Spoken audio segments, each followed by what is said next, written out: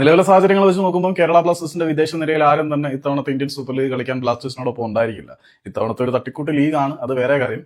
ഇനി അഥവാ ഉണ്ടായാൽ തന്നെ ഡിസാൻ ലഗേറ്റർ മാത്രമേ ഉണ്ടായിരിക്കാൻ സാധ്യതയുള്ളൂ. ഡിഫൻസീവ് മിഡ്ഫീൽഡർ ആയിട്ടുള്ള പുള്ളി ബ്ലാസ്റ്റേഴ്സിൽ ഉണ്ടാകും എന്ന് ഞാൻ ഇപ്പോഴും ഉറച്ചു വിശ്വസിക്കുന്നില്ല. മറ്റു ചില ടീമുകളെ പോലെ ഓൾ ഇന്ത്യ 11 ബ്ലാസ്റ്റേഴ്സ് ഇറങ്ങാൻ സാധ്യത.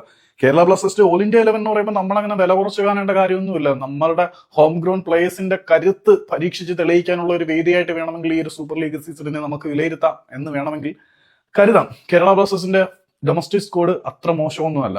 ഇപ്പം ഒരു ബ്ലാസ്റ്റേഴ്സിന്റെ ആരാധകൻ ഒരു 4-2-1-3 എന്ന് പറയുന്ന ഫോർമേഷനിൽ അത്യാവശ്യം നല്ലൊരു സ്ക്വാഡിനെ തന്നെ അണിനിരത്തിയിട്ടുണ്ട്. പുള്ളിയുടെ കോൺസെപ്റ്റൽ 11 ആണ്. ഇതിങ്ങനെയാണ്. ഗോൾ കീപ്പറായിട്ട് നമ്മുടെ നോറ ഫെർണാണ്ടസ് ആണ്. നോറ മാത്രമല്ലാതെ മറ്റു ചില ഗോൾ കീപ്പിംഗ് ഓപ്ഷനുകൾ കൂടി നമുക്കുണ്ട് ഡൊമസ്റ്റിക് പ്ലേയേഴ്സ് ആയിട്ട് തന്നെ. സോ ഗോൾ കീപ്പിംഗ് ഡിപ്പാർട്ട്മെന്റ് നമുക്ക് ആശങ്കകളൊന്നും വേണ്ട.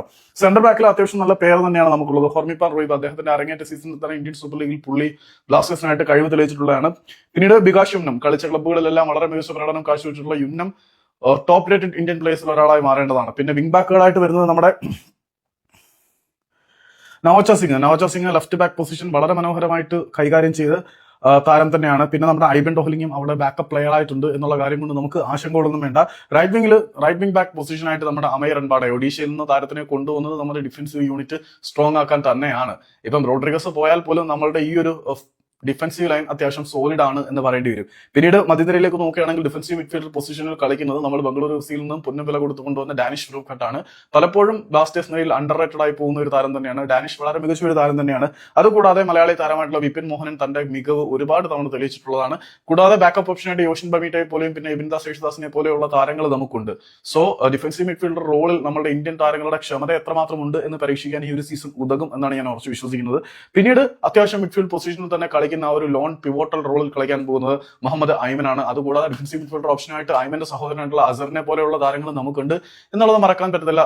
ഐമൻ ആ ഒരു പൊസിഷനിൽ മികച്ച രീതിയിൽ നിങ്ങൾക്ക് ഓർമ്മയുണ്ടായിരിക്കും ലൂണയ്ക്കൊക്കെ പരിക്ക് പറ്റിയ സാഹചര്യത്തിൽ ഒരു സമയത്ത് പെപ്രയും ഐമനും കൂടെ ആ ഒരു ഡ്യൂട്ടി ഭംഗിയായിട്ട് ചെയ്തിട്ടുണ്ട്. സോ ഐമന് മികവ് തെളിയിക്കാൻ പറ്റുന്ന ഒരു സീസൺ ആയിരിക്കും ഇതെന്നാണ് ഞാൻ ഉറച്ചു വിശ്വസിക്കുന്നത്. പിന്നീട് മുന്നേറ്റ നിരയിൽ ഇപ്പം കഴിഞ്ഞ കേരള സൂപ്പർ ലീഗിൽ വളരെ മികച്ച പ്രകടനം കാഴ്ചവെച്ച ബ്ലാസ്റ്റേഴ്സ് താരമായിട്ടുള്ള മുഹമ്മദ് അജിസലിനെ നമുക്ക് സെന്റർ ഫോർവേഡായിട്ട് പരീക്ഷിക്കാം.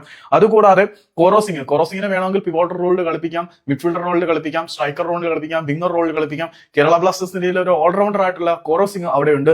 അതുകൂടാതെ നമ്മുടെ സെക്കൻഡ് സ്ട്രൈക്കറായിട്ടും ഒക്കെ കളിക്കാൻ കേരള ബ്ലാസ്റ്റേഴ്സ് നിന്നും ലോൺ അടിസ്ഥാനത്തിൽ പഞ്ചാബിൽ പോയി ബ്ലാസ്റ്റേഴ്സിന്റെ നെഞ്ചത്തിട്ട് പഞ്ചാബിന്റെ ജേഴ്സിയിൽ കൊച്ചിയിൽ വെച്ച് ബ്ലാസ്റ്റേഴ്സിന്റെ അണ്ണാക്കിൽ അടിച്ചു തന്ന മലയാളി താരമായിട്ടുള്ള നിഹാൽ സുധീഷ് നമുക്കുണ്ട്. സോ ബ്ലാസ്റ്റേഴ്സിന്റെ ഇന്ത്യൻ 11 എന്ന് പറയുമ്പോൾ എഴുതി തള്ളേണ്ട വളരെ കരുത്തുറ്റ ഒരു കൂട്ടത്തിനെ തന്നെയാണ് നമുക്ക് കിട്ടിയിരിക്കുന്നത്.